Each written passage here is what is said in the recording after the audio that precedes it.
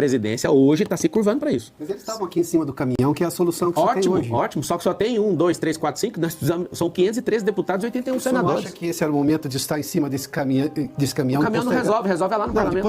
Mas eu tenho que fazer alguma manifestação. Se tivesse 100 milhões de pessoas na rua... a viagem para, por exemplo, a El Salvador. Isso aí, eu estou numa campanha política. Eu não tenho que fazer isso, eu não sei o que você está pegando nisso, só que o detalhe... Não estou pegando, eu estou pegando a realidade brasileira. Você tem que ir lá para a porta do parlamento agora. Você que está pedindo isso. Não, eu estou te falando. Não, a solução está no parlamento. O prefeito da cidade é da cidade. Não, vamos lá não, já estamos voltando. Presta atenção. Não, deixa eu responder.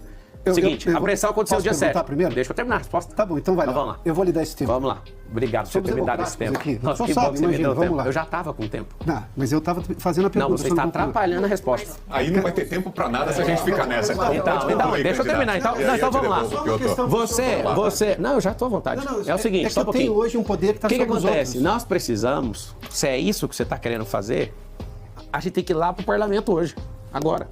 Hoje é que dia? Não está agindo. É terça-feira? Hoje é terça-feira? Então é lá, o expediente dos deputados tem que marcar e pôr pressão lá. Sim. É só isso. Está na mão deles. Quem tem competência para fazer isso não é um jornalista, não é um candidato a prefeito. Você não entendeu isso até agora. É o parlamento. O parlamento está tão fraco que está precisando de um jornalista cobrar um candidato à prefeitura para resolver um problema. Candidato. O parlamento está fraco. O parlamento precisa de força. Para quê? Convoque as pessoas na porta do parlamento. São 513 deputados. E aqui vai um recado. Parlamentares, políticos e ministros do Supremo Tribunal Federal só tem medo do povo. Ninguém afina para nada, nem para cadeia, nem para nenhum tipo de ameaça, mas o povo.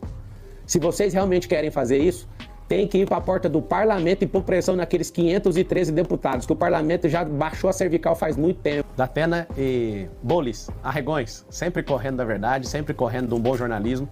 É uma pena não tê-los aqui para vocês só responderem a verdade, né? Não tem como ser combinado aqui. Nos lugares combinados, vocês vão com tranquilidade, né? Já arregaram 2 vezes e vão arregar mais vezes, quantas vezes forem necessárias, se um veículo como esse aqui, que é imparcial, convidarem vocês. Parabéns aí por serem arregões. Tentaram me derrubar, eu caí pra cima. 2 bi, eu nunca vi isso aqui na minha vida inteira. O senhor está sofrendo também muitas direito de resposta nas redes sociais. Já várias vezes eu vi o Boulos aparecendo na sua... Vazou, vai invadir o Instagram. Ele recebeu uma ordem judicial. Mas é invasor. Como o senhor explica isso? Porque assim, foram várias decisões contrárias ao senhor. Mas não tem problema nenhum. Pode invadir aí, já que você não tem audiência, eu te dou um pouquinho de audiência. Comedor de açúcar. O senhor se considera mais preparado para esse desafio? Eu não me considero mais preparado da cidade, mas entre os que estão na disputa, é até vergonhoso falar que eu estou disputando com alguém, né? Eu sei que tem gente mais capacitada que eu nessa cidade, que entende mais da cidade que eu, mas não tem a coragem, não aguenta o tranco, não tem inteligência emocional para aguentar stand de bandido, não tem coragem de falar a verdade, sempre com o rabo preso, desculpa a expressão, com alguém. Isso não foi um sonho. Tem gente que pergunta pra mim, mas você não precisava mexer com isso. É triste uma pessoa que quer ser prefeito precisando de algo. Eu realmente não preciso.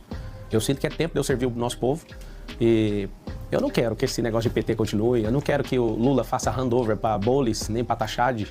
Então, eu achei muito triste o que o Valdemar Costa Neto fez com o PL, que é um acordo aqui de tirar o Salles. E eu vi, como que a gente vai deixar a Prefeitura de São Paulo na mão de 2 esquerdistas? Tava tudo certo. Eu entrei, embaralhei o jogo. E agora tá todo mundo assustado. Eu que não tenho nenhum padrinho político, não tenho fundo eleitoral, não tenho tempo de TV, não tenho rádio, não tenho palanque, não tem nada. Só tenho um celular poderoso, que é a nova imprensa para mim. Respeito 100% da imprensa, não respeito militante. Todos os militantes eu vou bater de frente.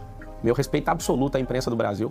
Mas a gente tá contaminado em todas as esferas. Então, eu tava no meu conforto e agora eu resolvi entrar para essa guerra porque o Lula tá para morrer já, com 80 anos de idade. Não faz sentido, né? O brasileiro vive a média de 74, você já sabe que ele tá indo muito bem aí, passando do tempo.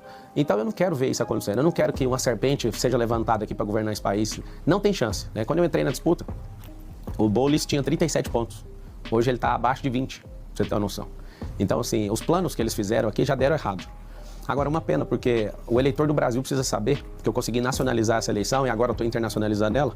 E vou em outros países também para falar sobre São Paulo. São Paulo vai se tornar a capital do mundo até 2050 e depois eu explico como.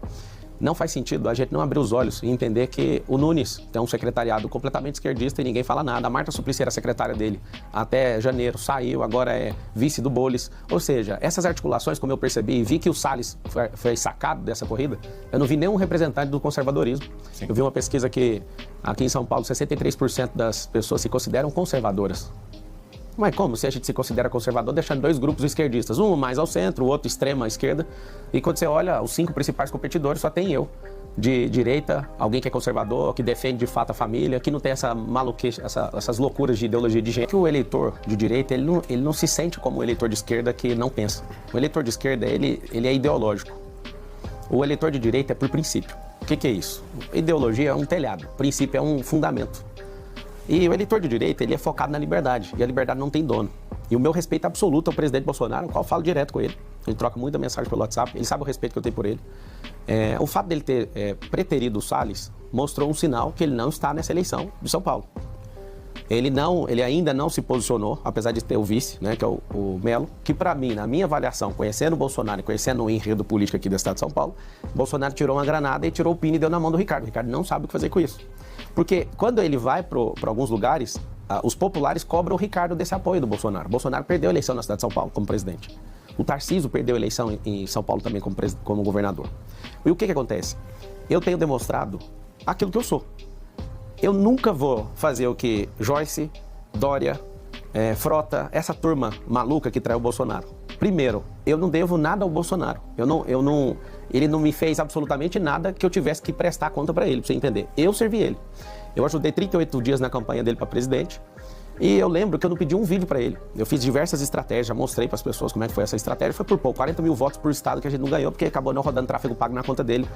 Como a gente já resolveu, não vou entrar no mérito mais, mas por algum integrante ali da família por conta de ciúme. Porque eu vi site esquerdista querendo desmerecer o que a gente tá fazendo lá, eu vou lá e vou transmitir para você ver o que nós estamos fazendo, mas aqui tá o detalhe.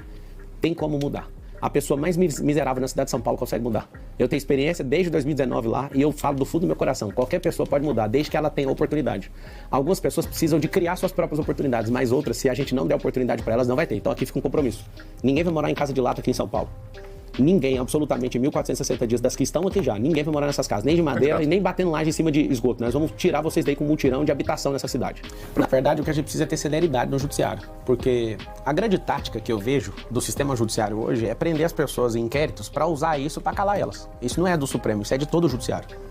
Eu não tenho nenhum medo de falar isso. Quando eu vejo que pessoas estão se posicionando, você pode pesquisar, tem um inquérito. Esse inquérito é uma barganha, isso é uma vergonha. Não só ter que colocar prazo final, mas precisa de dar celeridade. Duas coisas. Você pediu minha opinião de jurista. Sim.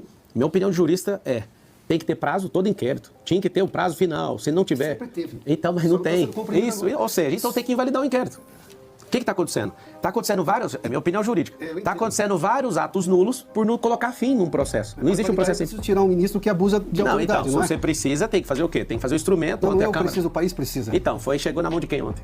Do Pacheco, está na mão dele. Agora ele tem que ser homem para fazer o que os deputados estão falando. Mas eu posso começar pelo Barroso, ele pode simplesmente revogar essa portaria. Então você tem o número dele? Vamos ligar para ele. Eu tenho aqui, vou achar o número dele rapidinho e vou ligar para ele. Vamos ligar agora, o que o senhor acha? Vamos pegar o número dele. O que isso vai mudar com o candidato à prefeitura mandar revogar? Você está no inquérito também? Não estou no inquérito. E também se eu tivesse, não é o problema. A questão vamos lá, você pediu minha opinião, eu dei. Eu preciso das questões práticas. A questão prática é isso. Eu tenho uma decisão do Supremo que interfere, por exemplo, na rua de São Paulo. Agora vamos para a segunda pergunta, então, que a primeira já foi respondida. Isso é uma questão, você já viu minha opinião, você pediu ela técnica. Sim. Agora vamos para a questão da cidade. Como ocorre essa relação do presidente do seu partido, do PRTB, o Avalanche, com o PCC? Isso existe? Como você explica isso? Laís, é o nome dela? Isso. Laís, obrigado pela pergunta. O Avalanche está processando todos os jornalistas que pegaram no pé dele em relação a isso. Pelo que eu conheci ele agora, quando eu entrei nesse partido. Eu entrei nesse partido no último dia, que eu acabei saindo por tirarem a palavra que eu iria ser candidato pelo DC, eu acabei entrando no PRTB. Eu acredito no contraditório, na ampla defesa, e espero que seja verdade a defesa do Avalanche. E eu deixo bem claro, a Avalanche não vai ter cargo na prefeitura, ninguém do meu partido, não tem ninguém que eu curvei para falar alguma coisa sobre prometer algo por estar aqui. Mas eu agradeço ao Avalanche, porque ele é o único cara que conseguiu segurar essa candidatura no peito. E obrigado, viu? E se tiver alguma ligação, que seja apurada e que ele responda. Eu não tenho nem político, nem amigo, nem ninguém de estimação que eu vou defender se essa pessoa estiver errada, que ela pague. A gente vai ter que... Se isso aqui fosse uma monarquia, já estava resolvido, porque qualquer um não ia deixar. Agora é uma democracia. Democracia é tripartida. É tripartida, mas o auxiliar da justiça, que está lá no artigo 133. Conversar não resolve, tem que fazer. Então, tem que fazer. Não, mas tem que conversar com o ministro que dá a decisão democrática. Tem que ir lá, mas tem que ir. E a dele vale sobre qualquer outra decisão. E tem que ir Todo lá. o sistema político foi completamente vilipendiado por decisões do Supremo Tribunal Federal. Porque o Congresso Nacional não está assumindo o papel dele, aí faz o quê? Dá o poder de legislar para o STF. O sistema tripartido de poder é um sistema de freios e contrapesos. Sim. Se tiver uma pessoa maluca na presidência, você já desregulou o sistema de freio e contrapeso. Se você tem um Congresso Nacional que é enrolado até o pescoço, na figura dos presidentes, inclusive, vocês fiquem de olho na troca da presidência agora. Vai trocar a presidência do Senado e da Câmara dos Deputados. Quem é essa pessoa? Fique de olho, porque essa é a decisão que o povo tem que ficar assistindo. Só pra você entender, a Dilma Rousseff, ela tomou mais de 50 processos de impeachment e todos foram engavetados. Mas no dia que ela arrumou uma briga com o Eduardo Cunha, ela caiu. E a discussão dos dois pra saber quem era o mais idiota, qual era a discussão? Vamos ver quem cai primeiro. Os dois caíram, os dois. governo de esquerda não quer criar emprego, ele quer te manter sem prosperar. É a prova. Ninguém fez você prosperar até hoje, nenhum governo de esquerda. É mentira, porque eu já fui de escola pública, eu já caí nessa conversa, já acreditei no Lula, inclusive. Eu já fui de partido de esquerda, porque eu não consegui entrar em nenhum. Esse povo é tudo mentiroso, esse povo não serve pra nada. E faz um M